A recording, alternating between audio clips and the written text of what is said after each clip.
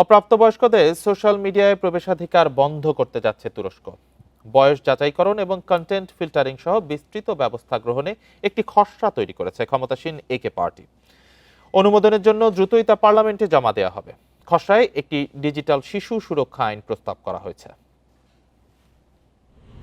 ডিসেম্বরে বিশ্বের প্রথম দেশ হিসেবে ১৬ বছরের কম বয়সী শিশুর জন্য সোশ্যাল মিডিয়া নিষিদ্ধ করে অস্ট্রেলিয়া। টিকটক, ইউটিউব, ফেসবুক ও ইনস্টাগ্রাম সহ বিভিন্ন প্ল্যাটফর্মে তাদের প্রবেশাধিকার বন্ধ করা হয়।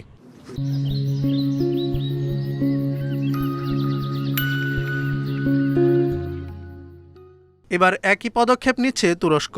এই সপ্তাহে একটি খসড়া আইন তৈরি করেছে এরদোয়ান প্রশাসন, যেখানে ক্ষতিকারক কন্টেন্ট অপসারণ, শিশুদের ভিডিও গেম পর্যবেক্ষণ সহ বেশ কয়েকটি সুপারিশ করা হয়। নৈতিক অবক্ষয় থেকে শিশুদের রক্ষা করতে হবে। ডিজিটাল ডিভাইসে আসক্তি সহ সব ধরনের আসক্তি থেকে তাদেরকে বিরত রাখতে হবে। খসড়ায় একটি ডিজিটাল শিশু সুরক্ষা আইন প্রস্তাব করা হয়েছে।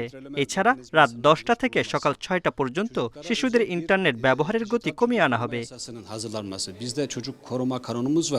এদিকে অভিভাবকদের অভিযোগ, ঘন্টার পর ঘন্টা সোশ্যাল মিডিয়ায় এবং গেম খেলে সময় কাটায় শিশুরা। সারাদিনই তাদের হাতে ফোন থাকে। প্রায় সব শিশুই সোশ্যাল মিডিয়ায় আসক্ত।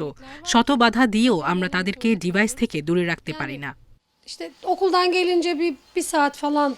এর আগে ২০২৪ সালে গেমিং প্ল্যাটফর্ম রোবলক্স, ডিসকর্ড ও স্টোরি শেয়ারিং সাইট ওয়াটপ্যাড নিষিদ্ধ করে তুরস্ক।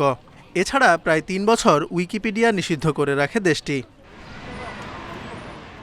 শিশুদের সোশ্যাল মিডিয়ার ব্যবহার বন্ধে তুরস্কের পাশাপাশি কাজ করছে স্পেন, গ্রিস ও স্লোভেনিয়া। এছাড়া বিষয়টি বিবেচনা করছে ফ্রান্স, যুক্তরাজ্য ও জার্মানি।